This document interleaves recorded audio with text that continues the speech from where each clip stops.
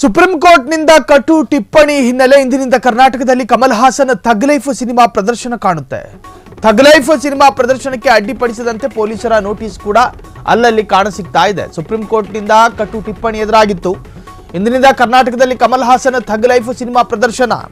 ಯಾರೋ ಬಂದು ಥಿಯೇಟರ್ ಮುಂದೆ ಬೆಂಕಿ ಹಾಕ್ತಾರೆ ಅನ್ನೋ ಕಾರಣಕ್ಕೋಸ್ಕರ ಸಿನಿಮಾವನ್ನ ಬಿಡುಗಡೆ ಮಾಡದೇ ಇರೋದಕ್ಕೆ ಸಾಧ್ಯ ಇಲ್ಲ. ಕನ್ನಡ ರಕ್ಷಣಾ ವೇದಿಕೆಯ ಪ್ರವೀಣ್ ಶೆಟ್ಟಿಗೆ ಎಚ್ಚರಿಕೆ ನೀಡಿರತಕ್ಕಂಥ ಪೊಲೀಸರು ಮನೆ ಮುಂದೆ ಜಾಂಡ ಹಾರಿದ್ದಾರೆ. ಪ್ರತಿಭಟನೆ ಮಾಡುವುದಾದ್ರೆ ಫ್ರೀಡಂ ಪಾರ್ಕ್ನಲ್ಲಿ ಹೋಗಿ ಮಾಡಿ, ಅದು ಬಿಟ್ಟು ಕಂಡು ಜಾಗದಲ್ಲಿ ಕೂತ್ಕೊಂಡು ಆಕ್ರೋಶ ವ್ಯಕ್ತಪಡಿಸಬಾರದು.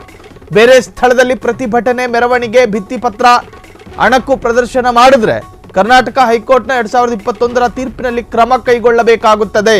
ಅಂದ್ರೆ ಎತ್ತಾಕೊಂಡು ಹೋಯ್ತೀವಿ ಅಂತ ಪ್ರವೀಣ್ ಶೆಟ್ಟಿಗೆ ಎಚ್ಚರಿಕೆ ಕೊಟ್ಟು ನೋಟಿಸ್ ಅಂಟಿಸಿದ್ದಾರೆ ಪೊಲೀಸರು. ಪ್ರವೀಣ್ ಶೆಟ್ಟಿ ಮನೆ ಬಳಿಯೂ ಕೂಡ ಬೆಂಗಳೂರು ಪೊಲೀಸರ ನಿಯೋಜನೆಯಾಗಿದೆ. ಥಗ್ ಲೈಫ್ ಸಿನಿಮಾ ಪ್ರದರ್ಶನಕ್ಕೆ ಅಡ್ಡಿ ಸಂಬಂಧ ಸುಪ್ರೀಂ ಕೋರ್ಟ್ ಕಟು ಟಿಪ್ಪಣಿ ಮಾಡಿತ್ತು.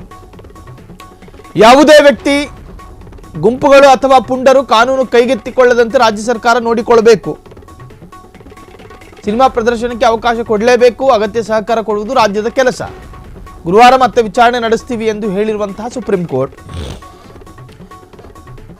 ಪ್ರೊಡ್ಯೂಸರು, ಡೈರೆಕ್ಟ್ರು, ನಟ, ಜೂನಿಯರ್ ಆರ್ಟಿಸ್ಟ್ಗಳು, ಸಹ ಕಲಾವಿದರು ಎಲ್ಲ ಸೇರ್ಕೊಂಡು ಒಂದು ಸಿನಿಮಾ ಮಾಡಿರ್ತಾರೆ. ಆ ಸಿನಿಮಾವನ್ನ ಕರ್ನಾಟಕದಲ್ಲಿ ನಿಷೇಧ ಮಾಡಬೇಕು, ಬ್ಯಾನ್ ಮಾಡಬೇಕು ಅನ್ನುವುದಾದರೆ ದುಡ್ಡು ಹಾಕಿರೋ ನಿರ್ಮಾಪಕನ ಕತೆ ಏನು, ಅಲ್ಲಿ ಆಕ್ಟ್ ಮಾಡಿರುವಂತಹ ಆರ್ಟಿಸ್ಟ್ಗಳ ಕತೆ ಏನು, ಕೋಟ್ಯಾಂತರ ರೂಪಾಯಿ ಬಂಡವಾಳ ಹಾಕೊಂಡು ಒಂದು ಸಿನಿಮಾ ಮಾಡಿರ್ತಾರೆ. ಕಮಲ್ ಹಾಸನ್ ಮಾಡಿರ್ತಕ್ಕಂತಹ ಪ್ರಮಾದಕ್ಕೆ ಇಡೀ ಸಿನಿಮಾ ಹೆಂಗೆ ಹೊಣೆ ಆಗೋದಕ್ಕೆ ಸಾಧ್ಯ? ಕಮಲ್ ಹಾಸನ್ ಅದರಲ್ಲೊಬ್ಬ ನಾಯಕ ನಟ, ಆತನ ಪಾತ್ರ ಮಾತ್ರ.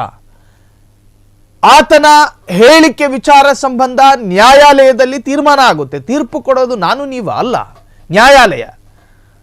ದೇಶದಲ್ಲಿ ಒಂದು ಕಾನೂನು ವ್ಯವಸ್ಥೆಗಳಿದಾವೆ. ಆ ಕಾನೂನಿನ ಚೌಕಟ್ಟಿನಲ್ಲಿ ನ್ಯಾಯ ಅನ್ಯಾಯ, ಸತ್ಯ ಅಸತ್ಯ ವಿಂಗಡಣೆ ಆಗುತ್ತೆ. ಕಟ್ಟ ಕಡೆಯದಾಗಿ ನಮಗೆ ನ್ಯಾಯ ಸಿಗುತ್ತೆ. ಅದು ಬಿಟ್ಟು ಒಂದು ಸಿನಿಮಾವನ್ನ ಥಿಯೇಟರ್ಗೆ ಬರೋದಕ್ಕೆ ಬಿಡಬಾರದು. ಕರ್ನಾಟಕದಲ್ಲಿ ಪ್ರದರ್ಶನ ಕಂಡ್ರೆ ರಾಜ್ಯ ಸರ್ಕಾರದ ಬೊಕ್ಕಸಕ್ಕೂ ಕೂಡ ಹಣ ಬರುತ್ತೆ. ಸಿನಿಮಾವನ್ನ ಬ್ಯಾನ್ ಮಾಡಿದ ಕೂಡಲೇ ಕನ್ನಡಿಗರ ಭಾವನೆ ಸರಿಯಾಗುತ್ತಾ? ಇಲ್ಲ. ಕಮಲ್ ಹಾಸನ್ಗೆ ತಿದ್ದಿ ತೀಡುವಂತ ಕೆಲಸ ಆಗಬೇಕು.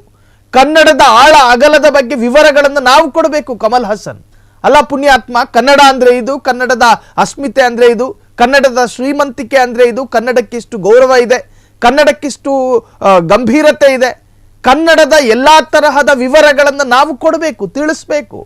ಅರಿವಿಲ್ಲದೆ ಮುಠಾಳತನದಿಂದ ಏನೋ ಹೇಳಿದ್ರು ಅನ್ನೋ ಕಾರಣಕ್ಕೋಸ್ಕರ ಸಿನಿಮಾ ಥಿಯೇಟರ್ ಮುಂಭಾಗ ಬೆಂಕಿ ಹಾಕೋದು, ಸಿನಿಮಾ ಥಿಯೇಟರ್ಗೆ ಕಲ್ಲು ಹೊಡೆಯೋದು, ಬೇರೆ ಕಾನೂನು ನಿಯಮಗಳನ್ನು ಕೈಗೆತ್ತಿಕೊಂಡು ಗಾಳಿಗೆ ತೂರಿ ಮನಸ್ಸಿಗೆ ಬಂದ ಹಾಗೆ ಮಾಡೋದು, ಇದು ಸಹಿಸೋದಿಲ್ಲ. ಸುಪ್ರೀಂ ಕೋರ್ಟ್ನ ಕಟ್ಟೆಚ್ಚರ ಇದು. ಸುಪ್ರೀಂ ಕೋರ್ಟ್ನ ಅತ್ಯಂತ ಗಂಭೀರವಾದಂಥ ಆದೇಶ ಇದು. ರಾಜ್ಯ ಸರ್ಕಾರವೇ ಅವೆಲ್ಲ ಜವಾಬ್ದಾರಿಗಳನ್ನು ಹೊತ್ಕೋಬೇಕು.